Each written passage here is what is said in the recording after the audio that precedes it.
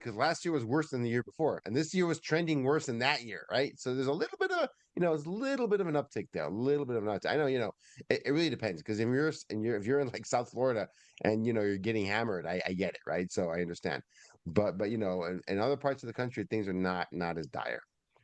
Yeah, I mean, I think, welcome Albert, welcome Faiza, or is it Faiza? I'm not sure. You can tell me in the chat, and I'll say it right. Hey, Albert, Albert, it's good to see you, brother. Yeah, I mean, I'm with you guys. I think that we're seeing this one. I actually think we're headed in a positive direction. How long? It's I it's don't it's know. hard to see. It's hard to see that. There's a lot of noise. There's a lot of a lot of headlines out there, There's a lot about of the housing headlines. market, and a lot of really important markets, like South Florida, like Miami, like a lot of the Gulf Coast, are taking it on the chin. So they dominate the Yeah, headlines, right? and I think what happens is that when you don't know real estate historical data, you hear, like, say, Nashville. Nashville's, I believe, the number one for the biggest adjustment in days on market. And so then you hear that and then you go, "Oh man, this is bad." But the thing is that Tanking. that's like looking at someone who's losing weight and then going, "Oh my gosh, you're losing weight and getting healthier. You're headed in a bad direction." And it's like, well, no, listen, like, we had a lot of obesity in prices. We had a lot of unrealistic, not healthy things happening. So someone cutting back and getting healthy is actually a sign in a positive direction. At least that's what I believe, right? This is all speculation, of course, no crystal ball. But I believe that that means we're headed in the right direction because we're getting healthy. Yeah, and here's the craziest thing, Robert. So, we see all these headlines about the market. We see a lot of sentiment among agents. Oh my goodness, it's doom and gloom, and then there are agents having their best year ever at the same time, right?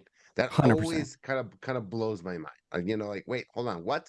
Didn't you hear the news? Aren't you reading the headlines? What are you doing? You should be having, the worst year of your Don't career. you Like, know wait, we're supposed to be outraged right we're now, or we're we're supposed supposed to to be be broke right now? Yes. pick up drop the for sale sign and pick up the pitchfork. Something's going wrong, right? Yeah. And that's why I'm always of two minds of this. One is I like to know the national statistics. I like to know kind of where the market is in general, Yeah. and then at the same time, that isn't helpful, right? Because my business, my world, is usually about a 25-mile radius from one point on the map, right? Yeah. you Yeah. know and what's happening in that 25-mile radius can be completely different than what I'm seeing in the headlines. Completely different. If you're, because the whole country, if you look at this, we're back to pre-pandemic levels for the first time, 5 years later, right? Almost 6 years later, right? Pre-pandemic inventory levels, except if you're like in the entire Northeast, basically from Chicago all the way to New England. They're like, what are you talking about? We're 30% below pre-pandemic. Yeah. Yeah, Yeah. yeah, it's true. Oh yeah, You got to know you your guys are the market. exception. You got to know your market. You got to Good know your morning, market. And Linda. and Good to see you, and by most the way. markets, properly marketed, properly shown, properly priced, homes in a great location are still flying off the shelves, right? That's just that it doesn't apply to that, right? Well priced, well presented home in a desirable neighborhood is flying off the shelf Let me because ask everybody a those question real homes are not quick. overlooked. Um, we're talking about just the sentiment in the market. Gus and I love to talk about numbers and and everything like that. But I want to hear from you guys in the chat. How are you feeling about your market? What's your sentiment? You could be like, I'm seeing people panic, but I'm having a great time. Like, I'm crushing it and things are going well. Or maybe you're the exact opposite, right? I see other agents who are winning in my market, but I can't catch a break. I'm working leads. I've got an agent over in Knoxville who's had a hard time. She's had a lot more leads fall out, right? But then at the same time, I've got another agent in Knoxville who is like, man, I don't know what happened, but things are just working out. They're just working out, right? So I'd love to know from you guys in the chat, how are you feeling about your market for you, your business personally? There's no right or wrong answer here. I'm sure you'll find people who share similar, whether that's happy and everything's great. but it's all over. Albert, we're all based in different areas. I'm particularly just outside of Nashville. Gus, where are you again? So I'm in Mexico, but I consider my home market, the market I know something about, in Seattle, Washington, the Seattle suburbs. That's Seattle. where I That's work right. as an agent. That's kind of my knowledgeable area is that part. And if I were selling homes, with people, that's where I work, and that's the area that we all. And that area, although down from a couple years ago, market's still strong there. Well priced, well presented homes are going quickly. But yeah, like you said, Robert, days on market is higher. There's more inventory available in general. So yeah, that's definitely a different market from a couple of years ago. But I have a quick story, Robert. Give me 1 minute, and I want to let people know about this. So I had one of our clients at Power ISA had hired us, to build up a prospecting team for her. But I kind of saw, said, hey, how many deals have you closed so far this year? And she said she had closed 3 deals, and this is around the same time, September, end of August, early September. This was a couple of years ago. And she's like, I've only closed 3 deals this year. I'm like, hold on. You can't afford this. What are you talking about? Right. And I asked her how many she had closed the year before. She had 15. And it was a great year for her. Like, oh, that's awesome.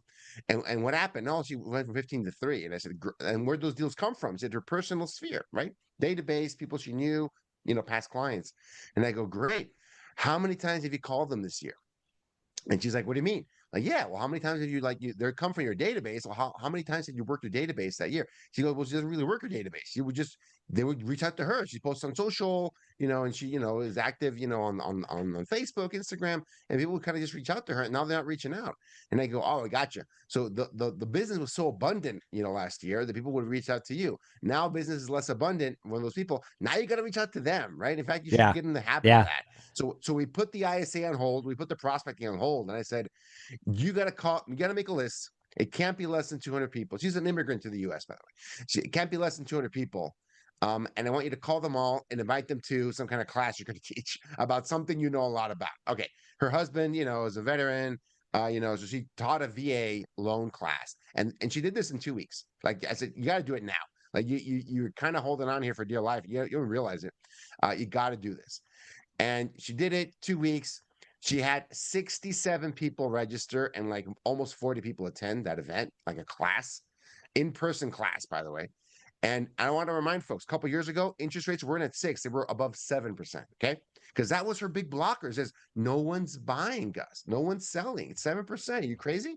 And I go, make the call and help whoever needs. And I said, in that class, you don't have to dwell on interest rates. People know what the interest rate is. Okay. You're going to help whoever needs to move and just teach the class, teach them what they can do. You taught about the VA loan and all the ins and outs, assumable mortgages. Hello. That was really interesting for people to hear.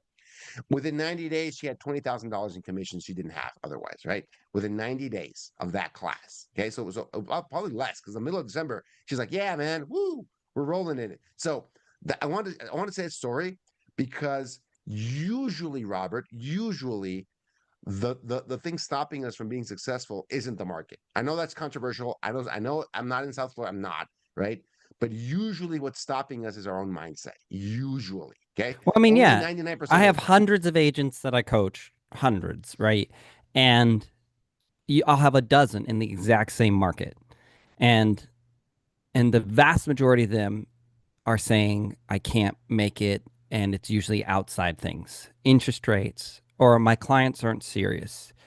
And while all those things to an extent have a level of truth to them, For interest sure. rates are always a factor, and clients will always have shifting priorities, emotional turbulence. The reality is that most of the time, and I'm proud of you guys for being here, by the way, because that's showing you that you want to show up and you want to keep improving. But most of the time, we shut down and we say the problem's too big and it's too great, and there's no way we're going to defeat Goliath with a stone.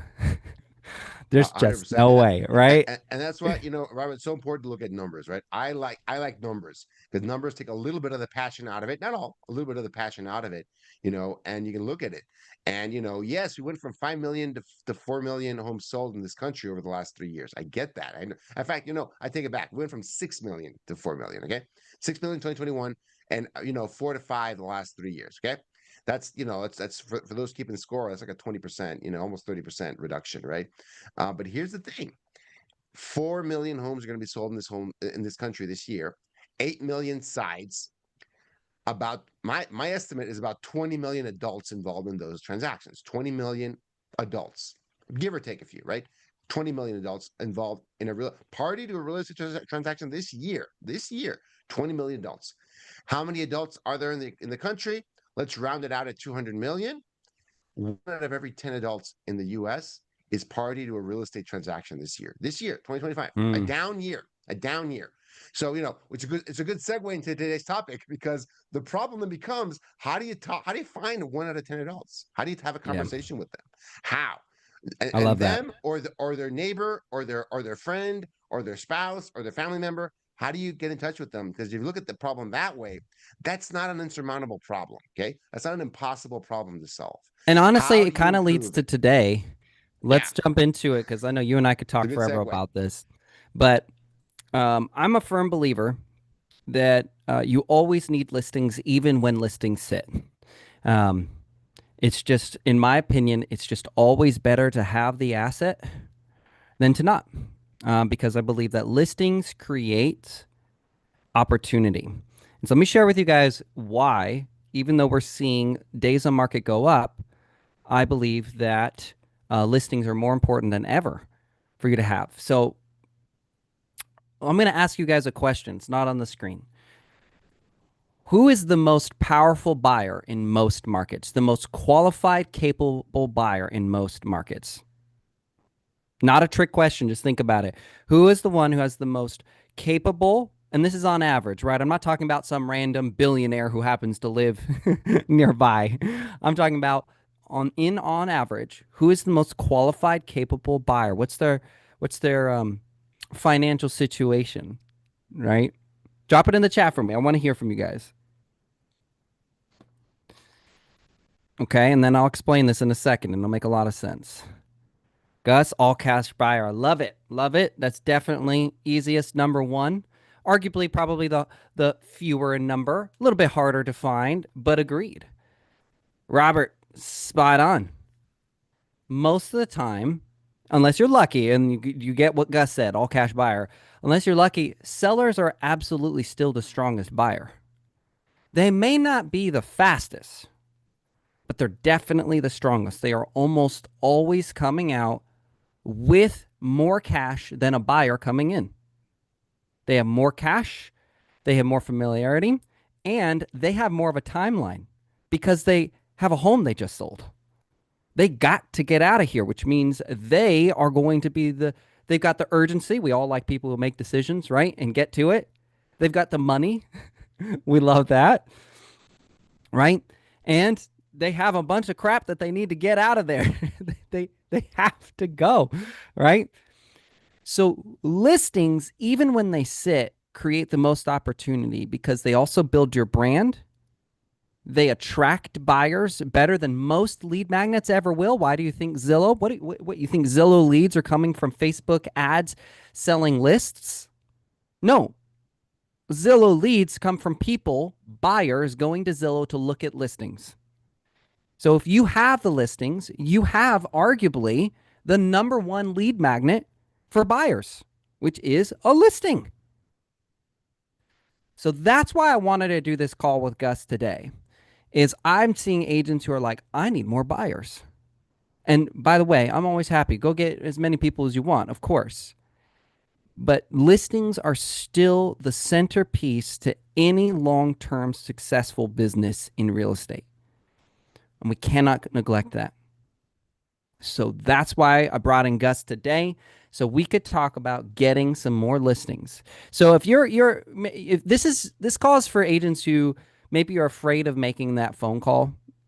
You've just heard 1,000 agents complain forever about how terrible cold calling is, right? Or maybe you're willing to make the call, you just don't know what to say. Well, I'll do it. I need the money. I've got the drive. Whatever your reason is, you're willing to do the work, but you don't know where to start. You don't know what to say. Or maybe it's that you're doing the work already, but you just want to get more for what you're doing. In other words, more listings from your listings. I think that's always a positive to do. So that's who this call is for today is those types of people right now. Okay, because it is a level of security. I have an agent that I work with up in Canada. He has 42 listings currently live, right? That means he has 42 of the highest quality buyers that just at the flip of a switch are going to be able to beat out most other buyers who don't have their type of assets, who don't have their type of position. They're going to win. And they'll have to move faster. He's also got buyers calling all the time. 42 listings. He's in a much better position than someone who only has 42 buyers. Okay? All right. So there's 4 commitments being on the call. I'm going to breeze through them. One is video on. Alfred's got it. Robert's got it. Linda's got it. Cynthia, good to see you. You got it. Got a couple other. Corey, there we go. William, good to see you, man. I'm glad you're here. Right? Let's get those videos on. Just like you can't be wearing a paper bag over your head when you're meeting with clients. Come on now. Next is distractions off. You guys are way too smart to show up here and distract yourself. That'd be a complete waste of time, right? And then, of course, participate. We're going to have some cool things for you to do. We're going to be asking questions. Remember, these questions are intentional. This is here to rewire, to make sure, to refine. But if you're checked out, you're not present, you're just going to walk away being like, oh, I didn't get anything out of that call. Okay? And then the last thing is go make someone's day. Go bless someone with what you learned today. Just really have a heart to do that. Okay? All right. So, how many times have you sold a listing but not called the neighbors? I'm not talking about prior to the listing. How many times have you sold a listing and then you said, sweet, got my commission check, I'm done, and kind of just walked away? Right? Who's guilty of that? Drop it in the chat if that's you. That's me, by the way. That was me for so long. The way I was taught was get to the closing table, and then after that, I'm done. Pretty much. I'm done. Maybe once a year I'll have the Santa pictures. If I make enough money, I'll do the Santa pictures around December, right? Maybe every now and then I'll have a random pop-up 4th of July barbecue, but that was kind of the extent. You get to the closing table, your job's done. You got paid. Get out of here. And then you restart the cycle again of grind till you get to the next closing. And I'm seeing this in the chat. Gus, you're seeing it too. This is the mindset. And be honest, I bet a lot of you haven't had people tell you to do what we're going to show you today. So I don't blame you. I was at 4, 5 brokerages, a top producer at all of them, and nobody ever told me to do this. Nobody. My broker, who made a lot of money by me making, getting listings, never told me to do this. This should be something, I'm going to throw this out there. This should be something that is part of your routine. Closing should be just one step in a multi-step process. And there should be steps after the closing table that you take to continue to capitalize on the work you did to get that listing. This also works if you don't have listing, by the way. And that's what I love about it too. Maybe you're a little slim on listings. Maybe you just forgot, whatever. Guess what? There's how many closings? 4 million, Gus, do we say? 4 million. You got a few enough extra to ones. call. Or Robert, my personal favorite, you have listings, but you want them in another neighborhood. You want them in the fast moving, you want them in the nice neighborhood. You want some in the area they're just going to fly off. There's going to be a lot of demand, but there's not enough inventory. You can call there 100% too. That's right. So things need to change. We're going to skip some of the story time because Gus and I talked a little extra, but I do want you to say this with me. This is a mindset thing. We do it every call. So say it with me. Things need to change. And they will. And it starts with one just sold listing. Okay? Because the stats are on your side in this. What we're going to show you today, Gus, the number's actually higher. I used this from a previous call Gus and I did. The number's even higher today. I've used this since then. So I've contributed to this number. But this script and what we're going to teach you today has booked over 3,000 listing appointments. You'd be hard pressed to find anybody else that you've ever talked to who can claim that. Okay. All right. So this is proven, box checked. You don't need to worry. When done consistently, this is one of my favorite things. This is very down to earth, easy to measure. It can add one listing a month if you're brand new and, not polished. Let's put it that way, right? You're still kind of getting your feet wet. You're still kind of trying to get the finesse on the phone down, okay? This should add one listing a month easy. If you are practicing this and refining this, or you're already good on the phone, this should add 3 to 4 listings a month. Do you guys hear that? Did you hear that? I want to make sure that you heard the numbers I just said and you didn't let it kind of gloss over, okay? If you're okay kind of getting into it, this should add a listing a month. How many of you would like another 12 listings a year? Duh. Of course you would. You'd be silly to say otherwise, right? Now, how many of you would like 36 additional listings a year? What would your life look like if you had that? Seriously, picture it for a second. Right? What debt could you pay off? What opportunities could you give yourself and your family that you can't right now? I always look at things like that. Every time I'm looking at my deals, I'm seeing not just the cash, I'm seeing the opportunity of blessing my family, blessing someone who's in need, blessing my community. That's what I see every time I see an opportunity like this is I see how I can bless, right, and pursue things, okay? And this can be used on listings that other agents sell. And not all things work this way. So this is a blessing, all right? So the goal isn't to convince them to sell today. This is a big thing that we get anxious, we get so excited, and we're like, sell, sell, sell, sell, sell. We're going to show you today that this is about identifying interest, starting a relationship that opens the door to the future follow-up. Okay, that opens the door to the later appointment that you will get, and it will make sense. So we're going to start with step 1, and then Gus, I'm going to let you take over. So step 1 is just finding the listing. Hey, Robert, Gus, how do we get this listing? Where do we find them? And this is the part I love because you have many ways to do this, right? If you currently have listings, that's easy.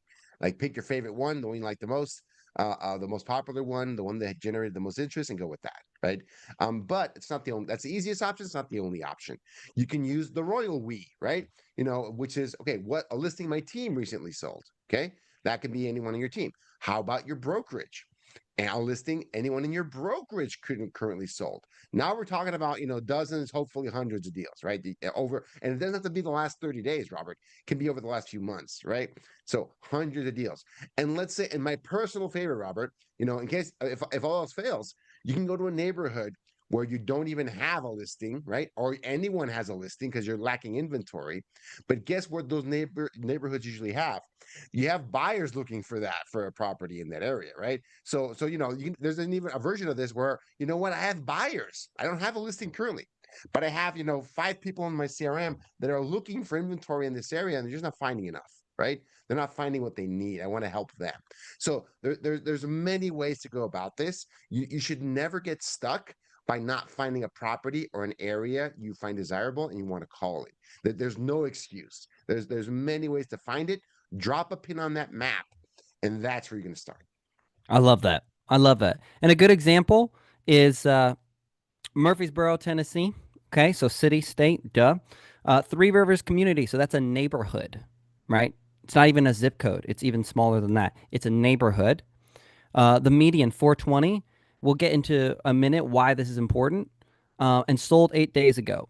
So recent can be better, but like Gus said, especially with everything sitting on the market longer now, you have a much bigger window to use this strategy from. But Gus, why do we typically go for the median price versus super high or super low? So there's just more of them. right? And you're going to have an easier conversation with them. I've seen this strategy work with higher price communities for sure, right? There's just less of them, right? And it's harder to get people on the phone. I like the median because there's just more, and there's more buyers for them, and there's more sellers that have them available. I mean, it's just a wider, bigger pond, a bigger pond. So what I'm hearing is we choose the median, guys, because it has the highest chance of success. You have the most amount of buyers and the most likelihood of finding one of these because there's more of them. Okay? All right. And by the way, take notes if you want to, but we will also send you the slides and replay on Friday. So if you really want to just focus and be present, because I know me, sometimes I get so focused on notes that I literally will miss the rest of the call. And so that's why we do the recordings for you to bless you so you can just allow yourself to listen and be present, okay? All right, so let's move to step 2. And if you guys have questions, if you think we're going too fast or something didn't make sense, drop them in the chat. We'll get to them. So make your call list. So now you've got to actually have a list of people to call. You've picked the neighborhood, but Gus, how do they find the actual numbers and names, addresses, whatever to call? Great question, and that's where we should rely on the technology. This is, this a lot of people kind of dwell on this and they get stuck here. This is the easy part, right? This is there's tools that do this, there's software that does this. RedX has a really good, they call it a GeoLeads product. Get RedX GeoLeads, right? It's probably the most cost-effective one out there. That's great. For dialing, the actual dials made, I really like Mojo, right? And they're like 99 bucks a month, right? For their basic package. So I really like that. They also have data. Okay. So I'm separating the data from the dialer. You can buy the phone numbers from one company and dial with another. They make it really, really easy to do that. Okay. Or So you a can little just get hybrid. everything from Mojo. Yeah, a little bit of a hybrid, and even Mojo has, they call it the neighborhood search feature, right? Which is like a circle prospect, a neighborhood dialing feature, right? As well. So those two are my favorite. RedX for data is really good. Mojo for data or dialing is really, really good.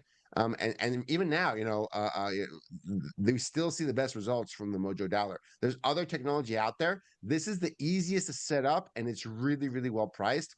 And I don't know about you, Robert. I don't make any money off these guys. I don't think even Mojo does referral deals on the back end. I wish they did. I'd still promote I them. don't think they do. 100%. No. They don't have to. They're Mojo, right? Everyone knows them. But they're really, really good. They're the best in the business for a reason. I recommend them to be successful with this. You get this, you'll be calling in an hour. Like, it's that easy to set up. Love it. Love it. Obviously, too, ISA services, guys. This is for people who have the money. I'm going to be upfront with you. What happens is, and Gus, you can share about this too. What happens that I've seen with ISAs is you've got people they'll come to a call like this and they'll go, this is awesome, but I don't want to do the work. So therefore, I'm just going to immediately hire someone else. Now, I like that mindset because you still want to take advantage and you're maybe willing to spend the money. Here's the critical flaw that I've seen, and I've seen it in myself, guilty, is that when I don't know what I'm doing in this strategy, in this process, my accountability level, my refinement level, remember, these are just employees at the end of the day. It's your job to still teach and refine them.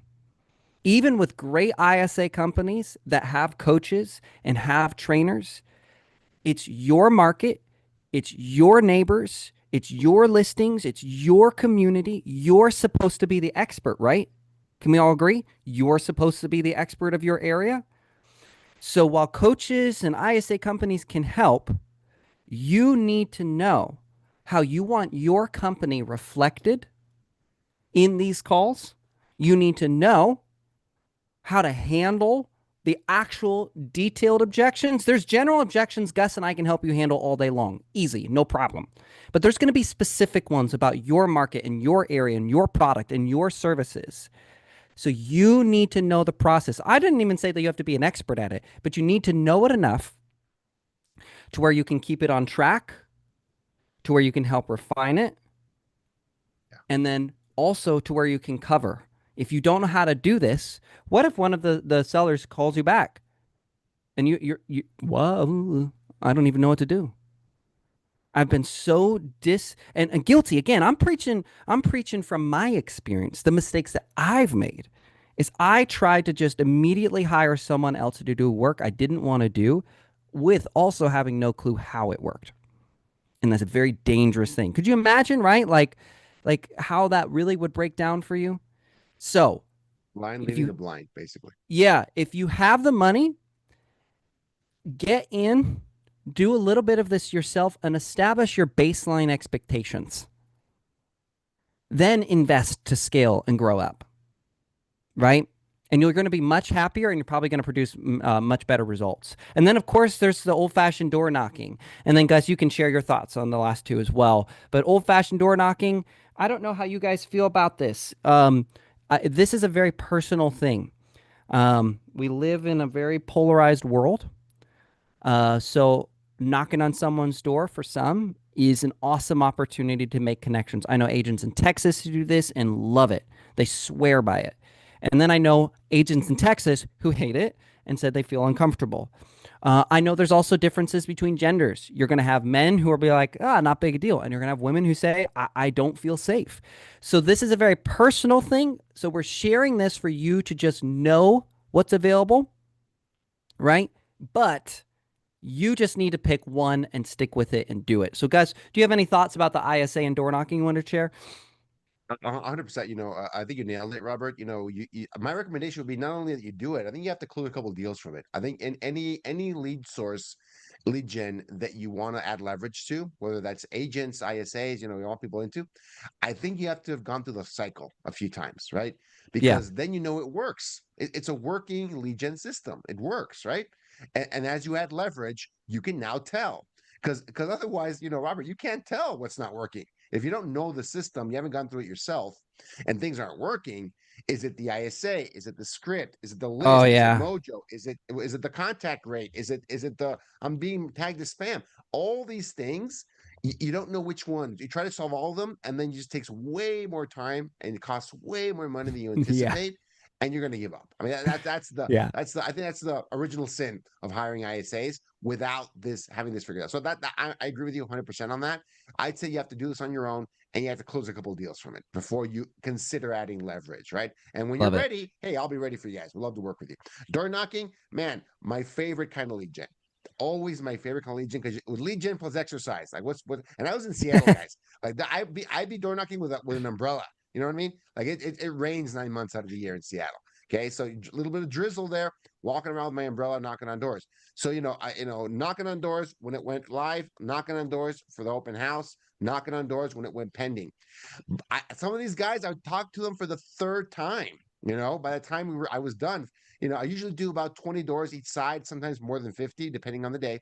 But they know who I was, and then for good measure, Robert, I drop 100 postcards. Like, why not? Right in that area, just sold. I love it. I attended listing appointments with the postcard on the refrigerator. Okay. With the postcard on the refrigerator. And we see you all the time. You guys are really working this neighborhood, this area. You really know this place really, really well. Let's have a conversation. Right. So that was always my favorite kind of listing appointment. I'd see the postcard in the fridge. And That let's was put the it this way. best, right? Okay. Um, okay. So be honest with us, guys. Okay. Be honest with us, guys. How many of you either don't want to do door knocking because of awkward, uncomfortable, whatever, or you don't want to do it because you don't think it works? Either one. Drop it in the chat. Will says both. Feel that. James, I hate it. Right? I see others typing. Put them in the chat. Just don't like doing it. I'd say that's a common one too. Like, yeah, I it think works that's probably the 100%. most Like, common one totally. I've heard. Yeah. Ruth, I hit the deck when anyone knocks on my door. True. I feel True. that. That's real. I carry. So just so you know, I carry. And so I grew up in the ghetto and it was I mean, I've had windows shot out. So for me, when someone knocks on the door, I have my gun. That I don't have windows on my door, and because specifically for that, like it's a safety thing, and so I don't want that stuff. So I get it, right? That's the background I had. So now here's what I want you just to think about. I don't, and Gus doesn't care whether you do door knocking or not. It will not affect our business in any way. However, the idea that you just won't do it because you don't like it, that is dangerous. And I would encourage you, even if you don't stick with it long term, just go do it to remind yourself that this is your job. And your job is filled with doing things you don't want to do. Guess what? I don't like exercising, guys. Everybody thinks I do because I do it faithfully. You know how many people I know who do door knocking that actually don't like it, but you would assume they do because they do it consistently. I don't like lead gen, guys. I don't enjoy the process of prospecting. I don't. Even when it's on my terms, I still don't want to do it. This is a job. And I think as real estate agents, we've been sold a lie from day one. Get into real estate. You'll have all the freedom and everything's on your terms. And it's going to be amazing. Build the business your way. We're a service-based industry, which means very little is actually done the way we want it to be. So don't get lost in that mindset of, I don't like it, therefore I won't do it.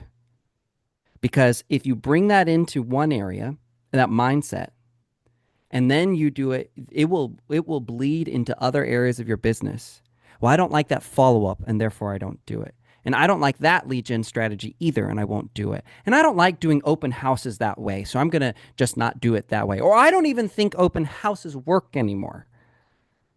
And then all of a sudden you go, where's my business? Well, you pushed it all away. 100%. Yeah, you pushed it all away. So just, if you don't like to do it, that's fine. Go do it anyway. Prove to yourself you can do it, and then stop. Stop if you want to. Prove to yourself first that you can do this thing, because one, that's a tool that you'll always be able to rely on then. You'll have the data to prove that you can do this. Right? And then you'll carry that confidence into something that does work. I did cold calling. I did not like it, but I did it until it worked, and then I found something else to replace it with. 100%. 100%. But I did not stop until I proved to myself that there's an overwhelming amount of data that proves this works. So it can't be just you and just your market. You guys understand what I'm saying? Does that make sense? You're not the anomaly it doesn't work for. There's just too much data. So don't let that be. Go get it done, close the deal, and then if you don't like it, go find something else. Right? All right, moving on. So follow the script. We have a script. We're going to drop it in the chat for you. It's a just sold script. But Gus, let's do just the initial role play. Just a 30-second intro on it. Okay. Just because I've always found, I'm sure you have too, where most people get stuck is not once the conversation's going and they're having a good time. It's breaking the ice. It's cracking open the shell. It's just getting the conversation going. And there's a lot of data that says that when you can get people past the 2-minute mark on a call, you're almost guaranteed an appointment. If you can just get them talking to you for about 2 minutes, you're going to walk away with something positive that you're going to be very happy with. So we're going to role play the first 30 seconds. We dropped the script in there if you want to read along or if you want to just listen. I'll be the seller. Gus, you can call me, and we'll just do the few first lines and stuff like that. All right. Awesome. Great. So I'll be the agent. You'll be the homeowner, and we'll jump into this. Right. So cool. Ring, ring. Hello. Hey there, Robert. This is Gus with ABC Realty. Before you hang up, Robert, just one quick question. I don't know if you know this, but we just sold a home down the street on 123 Main Street. I just want to ask you, we had 3 buyers left over. I mean, they couldn't get the property. I'm trying to help them out and see, do you know anyone that might be thinking of selling over the next 6 to 12 months? What do you think about that? I don't know. Whose house sold? Oh, it was, Bobby Miller over on 123 Main Street. I don't know if you know him, great property, beautiful neighborhood. We had a How lot much of did it interest sell in that for? area. It sold for about a little bit over 430,000. Pretty awesome. Great price point for the neighborhood. Bobby got 430 for that? Okay. Oh, I'm not sure. I don't know if I got anybody. Gotcha. And Robert, how about yourself? Have you ever considered getting something a little bit bigger, something a little bit smaller, maybe relocating at some point? I don't know. I'm on my lunch break. I wasn't really thinking about this call today. I don't know. No, totally understand that. Tell me more. So you currently own your home or do you rent your home? I own it. I own it. I got you, guys. So you've definitely maybe thought about, relocating somewhere, maybe making a job change, different neighborhood, city change. What do you think? Well, I better not make a job change. I just started here a few years ago, man. I got to build this up. I get But I don't know. I mean, I guess we just started a remote location, so I could use an office, but and so guys, we'll cut it off there because it could go any Yeah. direction. But the important part is he came in and he immediately addressed the negative before you hang up, meaning I know you're going to hang up on me. That's what he's saying basically. I know you're going to hang up Little, on me, little bit of a so pattern interrupt. that's right. Hey, I have another agent, Robert. I like this one too. Hey, hey, Robert. This is Gus. I'm sorry. I'm a real estate agent. Sorry about that. Like apologizing like off the bat. Some people hate that. But it's not something you expect. I'm a real estate agent. Is that okay? I just have one quick question. I'll get out of your hair. Is that okay? Is that fair? Great. Like, just again, you're not apologizing for anything really. You're just saying something they don't expect, which means they might actually listen to you, what you have to say. If you don't sound like a bot, like a robocall, or someone that can, barely speak English, like you sound like someone like a real person, and they might engage with you. Right. Right. So that's the icebreaker. Now, how simple was it for him to just open up the conversation? Was it super complex? Was it some magic silver bullet? Did he use words that you've never heard before? He spoke the elven language in Lord of the Rings, right? And that just unlocked their brain. No, right? That's a All good he one. said was just the truth. Hey, Ah, we just sold Bobby's house, basically, right? Feel like King of the yeah, Hill, right? Bobby. We just sold Bobby's house. I know, right? This is Nashville, right? There's looking a Bobby somewhere That's right. down the And street. I'm just trying to help people out, right? I'm just trying to help people out. Yeah, that part is really big because you're asking them for help. You know what I mean? Like hey, I'm trying to help my buyers. Can you help me help them? Like help an agent out here, right? And then that changes the conversation a little bit, right? Again, you sound different than what they expect. You're asking them for help. People are more likely to hear you out. Give you, you mentioned, Robert, that 2-minute mark is so important. The 20-second mark is important too, because that's usually when people will hang up on you, right? They're gonna go, oh, I don't recognize the voice. They're talking some jargon I don't understand. I'm out. Thanks, but no thanks. That's the easiest thing for someone to do. Just hang up on you. But if they don't do that, right? And I love the way you did it, Robert. Because that's exactly what someone will do on the phone. Like That's they're how you like know I've they're done not really this. sure. They're non-committal. They're like, you're calling them out of the blue, right? That's exactly what people will do. Like, well, I'm not really sure. But this is what I tell, my ISAs and the agents that I coach. If they haven't hung up and they haven't said no, the door is opening a little bit. Okay. If they haven't hung up on you and they haven't said no, like you did exactly that, right? You didn't hang up on me, you didn't say no. There's a conversation to be had. They're inviting you to ask them the right question. That's why I threw out a couple different questions there saying, okay, you're humming and hawing right in there. Okay. So there's something I touched the nerve somewhere about relocating. Another question you could ask. So I mean, Robert, is this your forever home? Are you going to be there like for the long term? You're not moving there until the end. And that'd be awesome. It's a great neighborhood. And usually they're going to go, well, I wouldn't say that, right? I mean, not my forever home. Okay, great. Then why?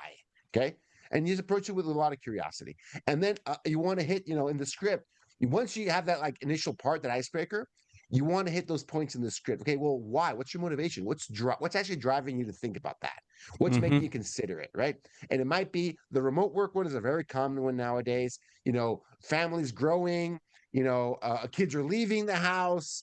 I mean, all the D's, right? Diploma, divorce, death. I'm even getting people, politically charged, people who are like, I'm blue in a red state, I'm red in a blue state. 100%.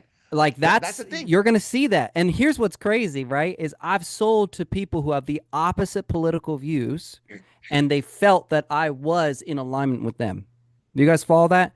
So, the reason why I tell you that is service-based industry. It's not about you. It's not about your political views. Just like you wouldn't want your plumber coming in and doing a crappy job, pun intended, because they found out that you believe this. You'd want them, no matter what, 100%. to do their job right. You should carry that same excellence of service and a service-based mindset. But I've definitely seen quite a few actually come up in the last few months for me personally, and I don't know about anybody else here. I'd love to hear your feedback, but politically motivated moves. I don't feel comfortable here in Nashville. I don't feel comfortable here in Virginia. I'm moving to states, places, or even family who align better with what I want to see in life, with the worldview that I have. That's a very motivating thing, by the way, as a worldview. Very, very powerful motivator.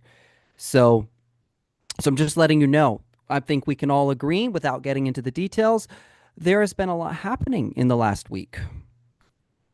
People have had some very strong opinions. This is a good time for you to go and serve. This is a great time for you to go and serve to help people get where they want to go. Doesn't matter. It doesn't matter where they fall in alignment of your political views, religious views, whatever. It's a great opportunity to provide for yourselves and your family and support them doing the same for theirs. So I just wanted to kind of remind you that we are a service-based industry, Yeah, right? it should be a stopper. It should be a stopper. You're helping them, you're not going to go to a rally with them. You're helping them get their home sold, right? And move on with their life, 100%. And you want to, check all of these markers off. Like do they even have a timeline for that, right? What great. Do they know anyone in the real estate? Are you up against any competition? Because sometimes, oh yeah, my neighbor's an agent or my cousin's an agent or someone they know. That's fine, right? You still want to go in and help them because you're having that conversation with them. That shouldn't stop you, but you should be aware of that. And then you always want to make sure you get permission for the next follow-up. Those are the key points in the script, but it all starts with that curiosity, right? If the Yes. person's like humming and We'll humming, get you in a you're not really second, sure, James. you want to show genuine curiosity. And why are they taking so long to respond to that Yeah, question? genuine. Seriously, So guys, actually care about 100%. the person on the other side. Like, I can't stress that. Gus can't stress that enough. Just be an authentic, genuine human being. And let me tell you, it's also a relief for yourself when you can take off the sales and desperation of making money hat and just be. I have listened to people who have horrible, to me, horrible worldviews. And instead of arguing with them, all right, let's just say it's Gus. I go, Gus, what made you feel that way? Right? I'm not talking about real estate. I'm talking about just being a genuine person. Instead of saying, Gus, you're wrong. All of what we do, all of our scripts are all centered around getting to the root, the motivation, right? And so, like, just be genuine with someone. Don't just be listening so that you know the next question to ask.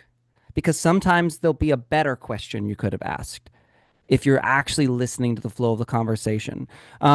James, we'll get you in a second. I want to go over these quick mistakes, guys. And then also there's something in the chat I saw I want to share with you too. So common mistakes. Mistake number one is thinking it will take too much time to make the calls. I hear this, and maybe it's the people who brag about cold calling, and I brag in a good way, by the way. Brag about cold calling on social media. I spent the last 12 hours dialing. I made 500,000 calls, right? And maybe that stems and you see that and you go, oh my gosh, there's no way I could ever do that. Here's the math, right? This is Gus and I's math that we've proven this time and time again in our own respective markets with different agents and people. It's 2 to 4 hours a day, 5 days a week, 10 to 20 hours a week, or 40 to 8 hours a month. So it's a part-time job, basically. It's a part-time job. And that part-time job, if you do it poorly, should make you more than most full-time jobs. And on top of that, if you do it well, it'll make you 3 to 4 times as much because the math checks out like this. If the average commission is $8,000 and you spent 20 hours to a week or maybe 40 to 8 hours a month, you're getting paid $100 to $200 an hour to do this. Now, most of you, here's what's crazy, is most of you would go do almost any job if it paid you $100 to $200 an hour. Can we all agree that that's true? I'm not talking about crazy jobs. I'm not talking about scaling Mount Everest, or I'm talking about most jobs. If someone was like, well, you gotta just cut paper endlessly all day, but you get paid $100 to $200 an hour to do that, you guys are lining up to cut paper so fast. Don't even deny it. You'd be there right away. Well, guess what? You get to do this from the comfort of your home, in your cushiony chairs, right? In your air-conditioned homes. You get to make $100 to $200 an hour with this strategy. That is a good life. And remember, this is a job. It's supposed to take hours, not minutes. It's supposed to. It's your job. And you get way more money for it. Okay, mistake number 2, jumping straight to are you selling, right? Notice how Gus asked some questions. He was sharing information about the neighborhood, right? He was really trying to get into it with me as quickly as he can to kind of crack the shell. He didn't just go, are you selling? And let me tell you, there are a lot of people who cold call and they have that very pushy tactic. It is a common thing. Investors are notorious for it. Investors are the most notorious. They kind of have this mindset that their time is worth more than everybody else's. Not all investors, but a lot of them. And so they kind of just push through it, okay? And then the last mistake that we see, this is one of the most common ones. It's basically, it can be summarized into giving up too soon, right? $300 dials, 13% pickup rate, 117 conversations, 3 appointments set, 2 new listings. Okay? It's 300 dials, not conversations, okay? 117 conversations. It's your job to generate leads. It's your job to talk to people. You're not going to be able to get around that. Even when you buy Zillow leads, guess what? You still got to talk to them. Right? Okay? You're going to set 3 appointments. You're going to show up to those appointments. You're going to do a good job, and you're going to close 2 of them. And then your family is going to be well provided for. You're going to feel amazing about yourself, and you're helping these 2 new listings out in a wonderful way. Not to mention, you follow up with those previous 117 conversations. You're going to get a heck of a lot of deals, future business from those too. All right, now that we said that, James, let's get that question from you. We're going to jump into questions. We do have a newsletter. We'll drop it in the chat. We'll send replays and slides. James, I'm going to ask you to unmute, and then you can ask your question. And No, then I just want to I'm going to that. go to you in a second. Just Okay, want go to ahead, make James. Robert. Thank you for bringing that up. I had I was calling my leads yesterday, and it was like 10, 12, between 10 and 12 home sellers. And they all were saying something similar that I need to relocate closer to family. Can't go into too many details, but I was asking, what's your time frame you want to sell, blah blah. And it was like, I'm like, is this like deja vu? It was one because I live in South Carolina. Mm-hmm. So, and I was getting these almost same answers, and it didn't dawn on me until you just said what you said about people's views, whatever they Yep. may be.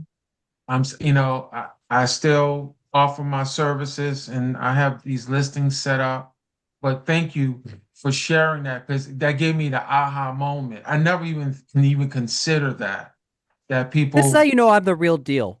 I know yeah, this because I experience it. I have clients that I'm actually going to follow up with today who said, we don't think that the political views of our area, we don't think we're welcome here. And guess what? I have my own thoughts and opinions and everything. I totally disagree. I love them. I know many people here are happy to have them here, but they do not feel that where they are aligns with their outlook of the world, what they want to be. And they said, we want to go to Virginia. That's where we want to be. Okay. My job isn't to convince you to do one thing or another. My job is to help you make the best decision you possibly can and help that execute, right? Help that come to fruition. So, yeah, like when we're listening, now listen, had I argued with them or even tried to convince them otherwise versus just saying, well, listen, I'm here to support you. I'm glad that we've had this relationship. Gus, I'm so glad that we've had this relationship. It really sucks that you feel the way you feel, but I'm really honored that you shared that with me so that I can be here for you. I was real with them. Even though I disagreed with them, I had sympathy for their situation. And now I get to serve them and help them. And to be honest, we should all have that mindset. So, James, go take good care of those people. Share those stories with us. One thing in the chat I saw, Cynthia said, I've had people yell at me. Listen, people will always yell at you. My kids yell at me. Do I kick them out? They've yelled at me. No. You know what you do? Your spouse yells at you. You know what you do? You work through it. You seek the best possible outcome of the relationship. Now, obviously, those are family, and so you're like, well, Robert, of course. But listen, you door knock. I'm going to go back to my days of door knocking, okay? I don't do it anymore, but I did. And so, knock, knock. Guy comes in, opens the door, very disheveled, clearly upset. What?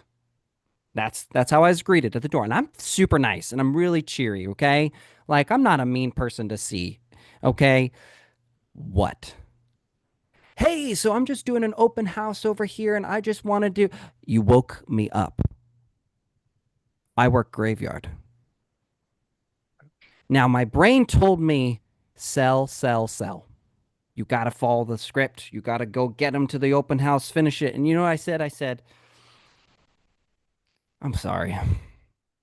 I changed my posture. I changed my attitude. I put myself in his shoes and I said, I never meant to wake you up. I'm just trying to do a really good job for the people that are trusting me to sell their home. I just want to be a really good agent who works really hard to serve others. But I never want what I do to be a burden on you. So I'm really sorry. And honestly, just correct me.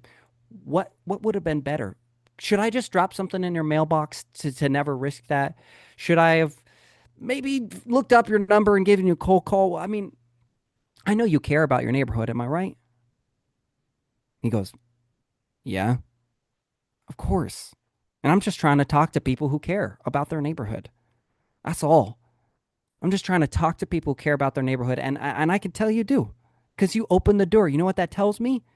You care. You knew I wasn't UPS or FedEx. Amazon really wasn't a big thing delivering at this time, just to be clear. They were not on your doorstep every day. That's a relatively new thing. And so I said, I know you're not UPS or FedEx, so you might have thought I was a neighbor. And you wanted to answer. So how can I respect you? How can I make your day a little bit better? And he was like, next time, just drop it in the mailbox. And then he left. I said, thank you so much for telling me that. I'm gonna be very respectful for that. I'll make sure that anything that I send you goes right into that mailbox, so I never risk waking you up. By the way, what do you do? Oh, I'm a utility worker. He did something at night, something with the roads. Man, thanks so much for taking care of the roads for us. Thank you for just being like, I wouldn't be here then. I'd probably be driving over potholes or whatever you do. Thank you. Right. So you guys see what I did there? But you noticed how the conversation, I didn't let it die. I didn't let it die. I kept talking to him. And then I still also figured out, how do I get this relationship still to work to some degree on his terms, in a way he feels good about. So I just want to throw that out there. People will yell at you. People will be disappointed. People will be annoyed. Your job is just to produce the best outcome. And if someone tells you to F off, you go, well, it seems like you're having a really bad day. I don't want to make your day worse. Is there anything I can do? Or is just walking away the best thing? And if they say, just walk away, you go, no problem. Thank you so much. Thanks for telling me. I'm going to respect you. I'll see you later. And I hope your day gets infinitely better. Okay. I just wanted to address that. I saw that. And I feel like we have that.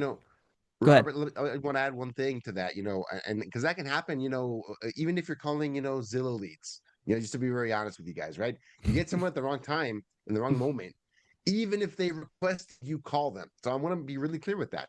Even if they're coming to you asking for information, give me a call, reach out to me. You can call in the wrong moment and they can have a really bad reaction, right? So I think for us, it's a choice.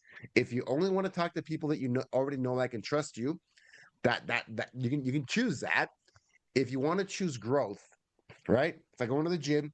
You want to hit those weights. It's going to be a little bit of pain there, right? It's not going to be always easy.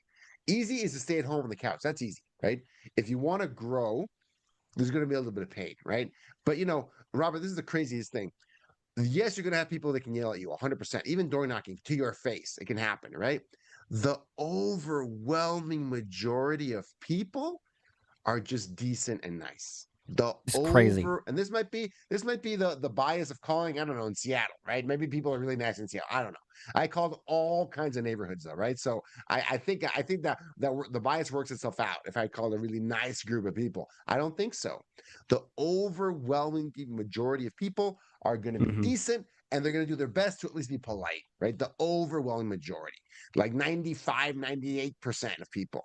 If you can handle that 1% that are mean people, I think the reward is going to change your life. Can you withstand a 1% hit rate on some really mean people across your life? Yeah. When I think about it that way, that's an easy one for me, right? Like, and welcome to service-based businesses. Robert, do you ever work in service or not? Because I worked, when I was in college, I was an RA, right? So I was a service-based. Let me tell you, the hit rate was higher than 1%. I mean, Oh people. yeah. Let me just say that. If I anyone worked at here's ever Cracker been in Barrel. service, well, there you go. In the restaurant industry, hospitality industry, the hit rate is higher than 1%, guys. It's higher than 1%. So I'm like, yeah, it can be hard, but holy cow, some of the service-based pros have to deal with way more than that. And they do it with a smile and they do it in an amazing way, right? So I just want to give people perspective on that. Yeah. Perspective on that. All right, guys. We are 2 minutes after. I hope you found value today. I hope you're going to go make some calls, make someone's day, maybe even knock on a few doors. Um, I'm really glad you were here. I can't wait to see you next week. Friday, we dropped the link to subscribe to the newsletter in the chat. Friday, we'll send out replay slides and all that to bless you and encourage you as you continue to serve others in your industry. Okay. So have a good day and let's go crush it, guys. Bye. Thanks, Gus. Bye. Bye. Thanks, everybody.